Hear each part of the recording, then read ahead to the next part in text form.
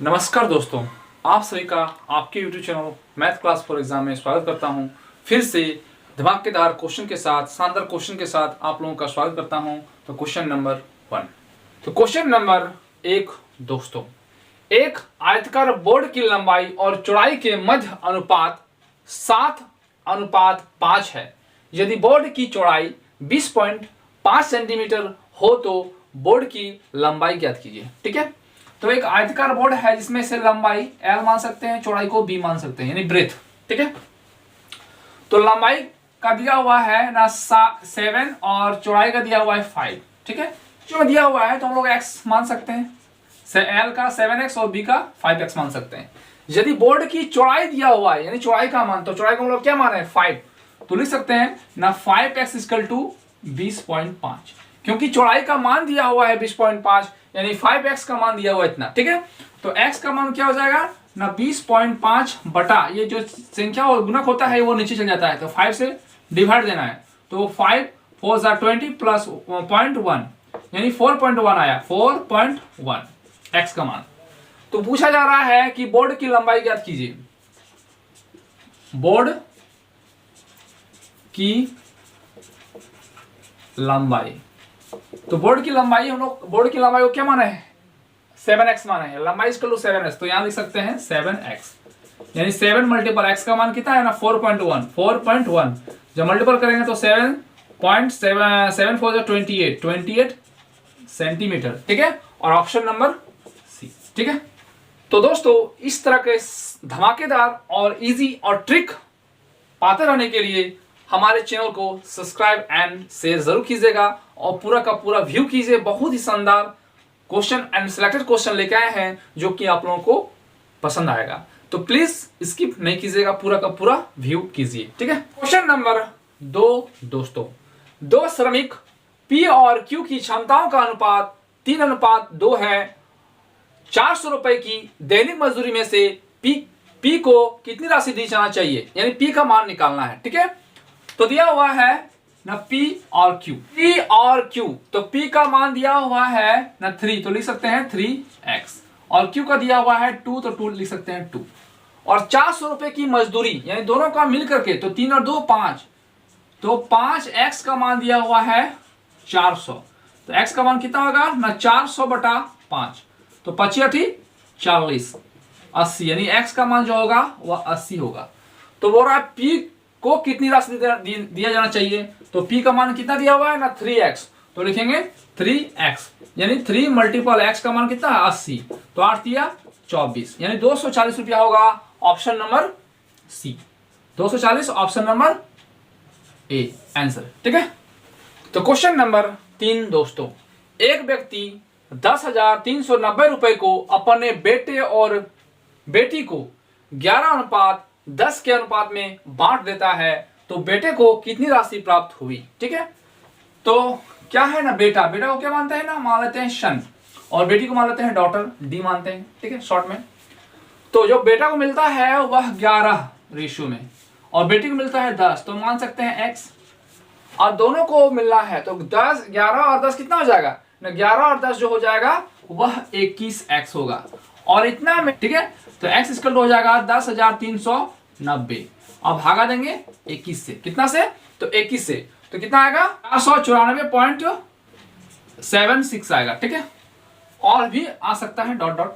ठीक है, ये x का मान इतना आया, तो पूछा जा रहा है बेटे को कितनी राशि मिलना है, तो बेटे को क्या माना है ना सन, और सन को क्या मिला है ना 11x मिला है, तो लिख सकते हैं 11 × 494.76 डॉट डॉट डॉट। ठीक है, तो जब 11 से 494.76 से मल्टीपल करेंगे तो आएगा 5,442.38, यह होगा बेटा को इतना राशि मिलेगा, ऑप्शन नंबर बी। ठीक है, ये इजी और आसान क्वेश्चन था। नंबर 4 दोस्तों, 5,100 रुपए को ए और बी में 8:9 के अनुपात में वितरित किया गया है, बी के भाग ए के भाग से कितना अधिक है वो निकालना है। ठीक है, देखते हैं ना ए और बी। ठीक है, ए और बी का रेशियो दिया हुआ है यहाँ 8, तो मान सकते हैं 8x, और बी का दिया हुआ है 9x, तो मान सकते हैं 9x। ठीक है, अब दोनों का मिल करके दिया, एक बांटना है 5100, यानी लिखेंगे 8 16 1 17, यानी 8x प्लस 7x हो जाएगा 17x इक्वल टू 5100 होगा। ठीक है, अब डिवाइड देना है x से, तो 5100 को भागा देना है 17 से, तो 17 51, यानी हो जाएगा x का मान 300। ठीक है, ये निकल गया। तो वो भाग a के भाग से कितना दिखा है, सबका निकालते हैं पहले। तो b का निकालते हैं, तो b का कितना दिया हुआ ना 9x, तो 9 मल्टीपल 3 00 कितना हो जाएगा 9 27 2700। a का कितना दिया हुआ ना 8x, यानी 8 इंटू 3 8 24। बोला कितना अधिक है, तो अधिक है तो घटाने से पता चल जाएगा। तो 27 में 24 घटाएंगे कितना आ जाएगा ना 300, यही 300 रुपया अधिक है, ऑप्शन नंबर ए। ठीक है, इजी और आसान क्वेश्चन था। ठीक है, नंबर 5 दोस्तों, तो किसी परीक्षा में बैठने वाले लड़कों और लड़कियों की संख्या का अनुपात 5:6 था। यदि 3531 छात्रों ने परीक्षा दी तो इनमें से कितनी लड़कियां थी, यानी लड़कियों की संख्या निकालना है। ठीक है, तो लड़का को मानते हैं बॉयज, तो बॉयज का बी और गर्ल्स का क्या होता है ना जी होता है, जी मान ली। और इसका रेशियो दिया हुआ है एक 5 और एक दिया हुआ है 6, इसको मान लेते हैं x, इसको मान लेते हैं x, 5x एंड 6x। तो बॉयज का 5x, गर्ल्स का 6x। ठीक है, अब तो दोनों को मिलकर के छात्र होगा, तो 6 और 5 कितना हो गया ना 11, यानी 11x। इतना इसका दिया हुआ है 3 5 3 1, तो x इसका क्या हो जाएगा ना 3 5 3 1 बाय 11, क्योंकि x का जो मल्टीपल होता है वो नीचे चला जाता है। अब न 11 33 11 11, यानी x का मान हो गया 321 321। ठीक है, तो क्वेश्चन है कि लड़कियों की संख्या कितनी है, तो लड़कियों को क्या माना है 6x, तो गर्ल्स इसका टू होगा ना 6x, तो 6 मल्टीपल 3 2 1 6 2 1 9, यानी 1926 1926 जो है वह लड़कियों की संख्या थी, ऑप्शन नंबर सी। ठीक है, क्वेश्चन नंबर 6 दोस्तों, एक मिश्रण में लवण और अम्ल के अनुपात 5:7 है। यदि मिश्रण का भार 360 ग्राम है तो इसमें मौजूद अम्ल का भार कितना होगा। ठीक है, तो लवण को साल्ट मानते हैं यानी S, और अम्ल मतलब होता है एसिड, तो पहला अक्षर A। ठीक है, तो कितना दिया हुआ है ना 5:7, यानी 5x लिख सकते हैं, इसका 7x लिख सकते हैं। ठीक है, मिश्रण में भार यानी दोनों का भार दिया हुआ है, तो 7 और 5 कितना हो गया ना 12, 12x का मान दिया हुआ है 306 ग्राम, तो x इसका कितना हो जाएगा ना 360 ग्राम, 360 ग्राम और 12 से डिवाइड देना है, कितना हो जाएगा 12×36, यानी x का मान जो होगा क्या कितना आएगा ना 30। जब 12 से 360 को डिवाइड देंगे कितना आएगा ना 30, तो बस यही 30 यहाँ लिखाएगा, तो x का मान हो गया। तो मौजूद में अम्ल की संख्या, यानी अम्ल मतलब होता है एसिड। ठीक है, क्या होता है ना एसिड, और एसिड को क्या माना गया है यहाँ 7x, तो लिखेंगे 7x, यानी 7 इंटू x का मान कितना आया ना 30, तो 7 तिया कितना होता है 21, और एक जीरो था, एक जीरो हो जाएगा। ठीक है, तो कितना हो गया ना 210 210, ऑप्शन नंबर डी। ठीक है, और क्या होगा आंसर ना ग्राम में होगा आंसर। ठीक है, क्वेश्चन नंबर 7 दोस्तों, राम और श्याम के बीच एक धनराशि 8:19 के अनुपात में विभाजित की जाती है। यदि श्याम को 247 रुपए प्राप्त हुई तो राम को कितनी राशि प्राप्त हुई।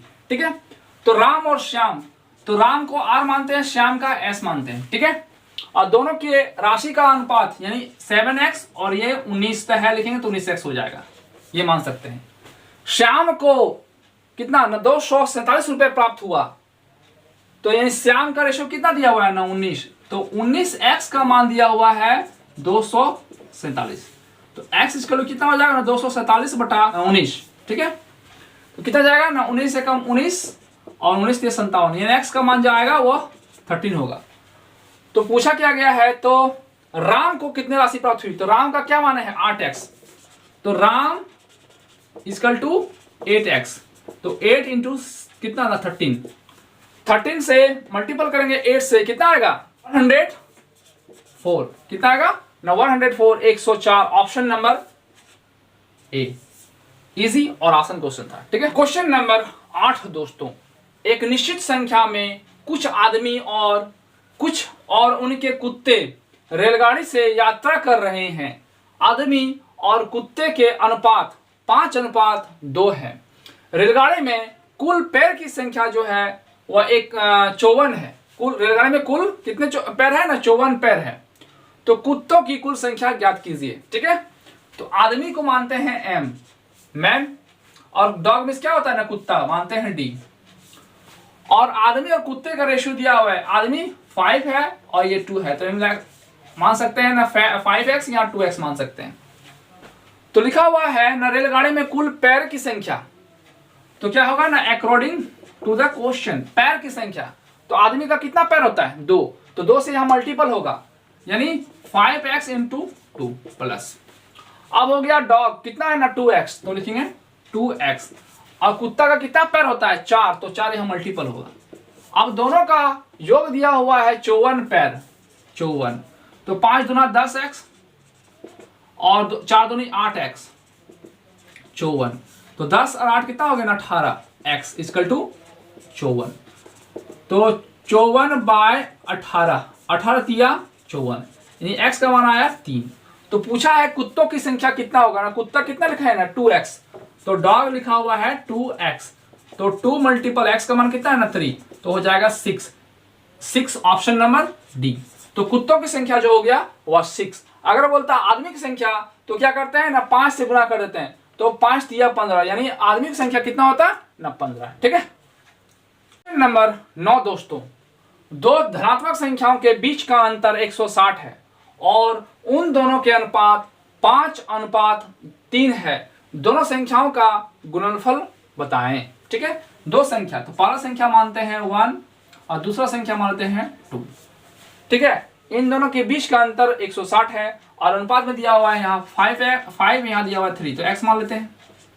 तो 5 में 3 घटेगा, कितना हो जाएगा 2x। अब 2x का मान दिया हुआ है ना 160, तो x = कितना हो जाएगा ना 160/2, भागा देंगे कितना हो जाएगा 80, यानी x का मान हो गया 80। ठीक है, तो उन दोनों संख्याओं का गुणनफल क्या होगा, तो पहला संख्या को क्या माने थे ना 5x, यानी 5 × 80 कितना होगा 8 × 40, यानी 400 हो जाएगा। और दूसरा संख्या क्या माने थे ना 3x, तो 3 × x का मान कितना है ना 80, कितना होगा ना 8 × 24 0। ठीक है, इतना हो गया। बोला दोनों का गुणनफल क्या होगा, तो पहला का क्या आया गुणनफल, तो पहला का आया 400 और दूसरा का आया 240, गुना करेंगे तो 1 2 3 0, 1 2 3 0 और 4 4 16 का 6 हाथ वाला 1, 4 दूनी 8 9, यानी 96,000 आएगा। ऑप्शन नंबर सी, इजी और आसान क्वेश्चन था। तो दोस्तों आज का लास्ट क्वेश्चन, दो अनुपूरक कोणों का अनुपात 4:5 है, तो उन दोनों के योग का उनके अंतर का अनुपात ज्ञात कीजिए। लेते हैं a और दूसरा मान लेते हैं b, कुछ भी मान ले सकते हैं आप लोग। तो ये दिया हुआ है 4 और ये 5, अनुपात में दिया है x मान लेते हैं। ठीक है, तो बोल रहा है उनके योग और अंतर, तो पहले योग निकालते हैं। तो 4 और 5 कितना होगा ना 9x होगा, और अंतर बोला है अंतर, तो 5x में 4x घटेगा, कितना आएगा ना 1x। ठीक है, तो क्या पूछा है ना दोनों कोणों का योग उसके अंतर से, यानी पहले लिखना है अंतर से, अनुपात बोला है अनुपात, अंतर से, तो अंतर में पहले क्या है ना 1x लिखेंगे, फिर क्या है योग का मान कितना है ना 9x, तो 9x लिखेंगे, x कट जाएगा, तो क्या हुआ ना 1/9, और क्या होगा ना 1/9 आंसर। ठीक है, तो दोस्तों इसी तरह से क्वेश्चन पाते रहने के लिए हमारे चैनल को सब्सक्राइब कीजिए एंड शेयर कीजिए एंड कमेंट कीजिए। तो दोस्तों आज के इतना ही। जय हिंद, जय भारत।